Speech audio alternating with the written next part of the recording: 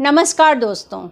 कौन है तीस्ता सीतलवाड़ जिन्हें 25 जून 2022 को गुजरात एटीएस यानी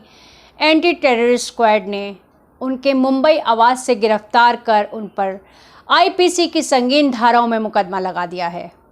उन पर आरोप है कि वे प्रधानमंत्री नरेंद्र मोदी पर झूठे सबूत गढ़कर 2002 के गुजरात दंगों के लिए उन्हें कटघरे में खड़ा करना चाहती थीं। उन पर यह भी आरोप है कि इसके लिए उन्होंने गुजरात पुलिस के कुछ उच्च अधिकारियों के साथ मिलकर इसके लिए साजिश रची। उन्होंने ज़किया जाफ़री को इस बात के लिए उकसाया कि उनके पति की 2002 के दंगों में हुए मौत के लिए उस समय के मुख्यमंत्री नरेंद्र मोदी को आरोपी बनाने के लिए शिकायतकर्ता बने और इस मामले पर बने एसआईटी यानी स्पेशल इन्वेस्टिगेशन टीम की रिपोर्ट को सुप्रीम कोर्ट में चुनौती दें। आपको बता दें कि आर के राघवन सीबीआई के पूर्व डायरेक्टर की अध्यक्षता में बनी एसआईटी इस बात की जांच कर रही थी कि गुजरात दंगों में कौन कौन प्रत्यक्ष या अप्रत्यक्ष तौर पर शामिल रहे हैं। उस पर एसआईटी ने पाया कि गुजरात के तत्कालीन मुख्यमंत्री नरेंद्र मोदी निर्दोष हैं। एसआईटी की इस जांच रिपोर्ट को कांग्रेस के पूर्व सांसद एहसान जाफरी, जो इस दंगों में मारे गए थे, उनकी विधवा ज़किया जाफ़री ने चुनौती दी थी। उनके इस याचिका पर 24 जून 2022 को माननीय सुप्रीम कोर्ट की एक खंडपीठ ने हमेशा के लिए विराम लगा दिया और ज़किया जाफ़री की याचिका खारिज कर दी। यही नहीं, सुप्रीम कोर्ट के इस फैसले में कुछ ऐसी टिप्पणियां की गईं जिसमें गुजरात एटीएस को तीस्ता सीतलवाड़, पूर्व डीआईजी आरबी श्रीकुमार और आईपीएस संजीव भट्ट के खिलाफ मुकदमा दर्ज करने का आधार मिल गया। जस्टिस एएम खानविलकर, दिनेश महेश्वरी एवं सीटी रवि कुमार की खंडपीठ ने अपने डिटेल ऑब्जर्वेशन के द्वारा वादियों को उन आरोपों को खारिज किया जिसमें उन्होंने bureaucrats, politicians, public prosecutor, VHP, RSS, Bajrang Dal, राज्य के मंत्रियों के द्वारा रची गई उच्च स्तरीय साजिश का आरोप लगाया था। अपने अंतिम निष्कर्ष में एक खंडपीठ ने कहा कि ऐसे किसी संशय, मजबूत संशय तो छोड़ ही दिया जाए, पैदा होने के लिए कोई भी तथ्य मौजूद नहीं है जिससे ये अनुमान लगाया जाए कि जिनके खिलाफ आरोप लगाए गए हैं वे किसी भी तरीके से एक लार्जर कॉन्स्पिरेसी के भागीदार रहे हों। कोर्ट ने अपने ऑब्जर्वेशन में यह भी कहा कि दुनिया का कोई भी ऐसा देश नहीं है जहां थोड़े समय के लिए भी राज्य मशीनरी लाचार हो जाती है या वह वो कदम नहीं उठा पाती जो उस समय ज़रूरी रहा हो। इसका मतलब यह नहीं है कि इसके पीछे कोई गहरी क्रिमिनल कॉन्स्पिरेसी हो। हाल ही में हुई वैश्विक महामारी के दौरान उन देशों में जहां स्वास्थ्य की सुविधाएं सबसे बेहतर हैं, वहां भी व्यवस्था लचर साबित हुई और वह वे सब नहीं कर पाए जो उस समय करना चाहिए था। इसका मतलब यह नहीं कि इसके पीछे कोई क्रिमिनल कॉन्स्पिरेसी रही हो। चलते चलते अंत में उच्चतम न्यायालय की इस खंडपीठ ने एसआईटी के ऑफिसर द्वारा बड़ी मेहनत से तथ्यों की जांच करने के लिए उनकी प्रशंसा की और साथ ही उन लोगों के खिलाफ टिप्पणी की जिन्होंने न्याय की प्रक्रिया में शामिल होकर 2002 के दंगा पीड़ितों के लिए न्याय की गुहार लगाई थी। उन्होंने कहा, एसआईटी ने इनके झूठ को बेनकाब कर दिया जो कि 8 जून 2006 के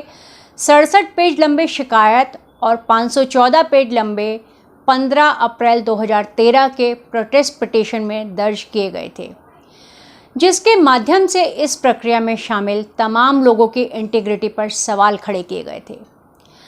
मालूम हो कि गुजरात दंगों की जांच के लिए सुप्रीम कोर्ट की निगरानी में सीबीआई के पूर्व डायरेक्टर की अध्यक्षता में एसआईटी गठित की गई थी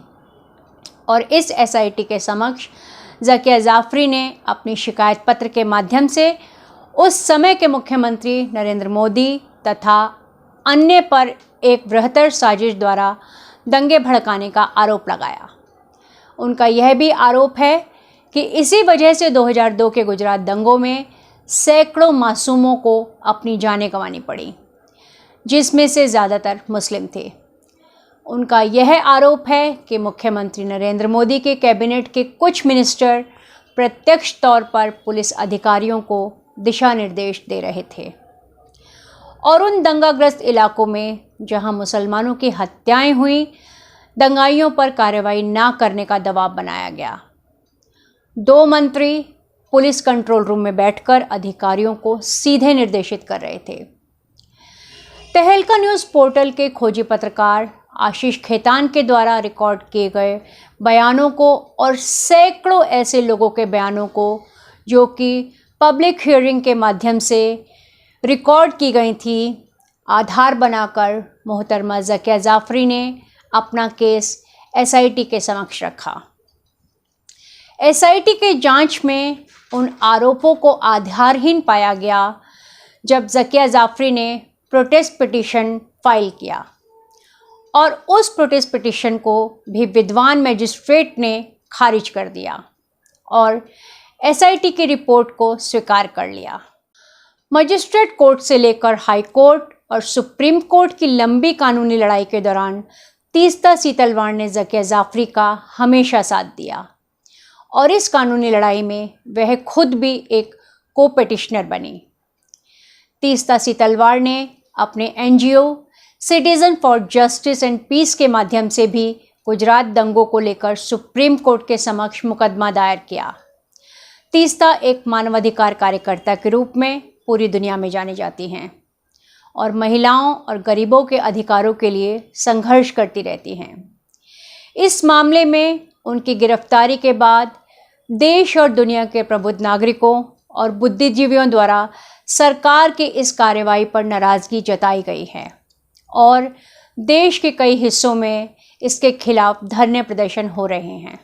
तीस्ता सीतलवाड़ एक ऐसे परिवार से आती हैं जिसका आज़ादी के आंदोलन और आज़ाद भारत के संवैधानिक सफ़र में एक महत्वपूर्ण भूमिका रही है। तीस्ता सीतलवाड़ के दादा एमसी सीतलवाड़ देश के पहले अटॉर्नी जनरल, पहले लॉ कमीशन के अध्यक्ष और सन 1961 में एडवोकेट एक्ट पारित होने के बाद बने बार काउंसिल ऑफ इंडिया के पहले अध्यक्ष रहे हैं। देश के संविधान के प्रति इनके परिवार की निष्ठा संदेहों से परे है, परंतु उच्चतम न्यायालय की यह टिप्पणी कि जिन लोगों ने गुजरात दंगों पर बनी एसआईटी के खिलाफ मामले को पिछले 15 सालों से किसी प्रकार से जिंदा रखा है, जो कि निश्चित रूप से कानूनी प्रक्रिया का दुरुपयोग है और यह बदनीयत से की गई कार्रवाई है तथा इसमें शामिल लोगों के खिलाफ प्रक्रियाओं के दुरुपयोग के मामले के लिए उन्हें कटघरे में खड़े किए जाने की ज़रूरत है। क्या सर्वोच्च न्यायालय की यह टिप्पणी संवैधानिक कोर्ट द्वारा की गई एक ऐसी टिप्पणी बनेगी जो आने वाले समय में न्याय की गुहार लगाने से पहले न्याय के लिए लड़ने वाले लोगों को न्यायालय का दरवाज़ा खटखटाने से पहले सोचने पर मजबूर कर देगी। तो मैं सीमा मिलूंगी आपसे अगले वीडियो में, तब तक के लिए विदा।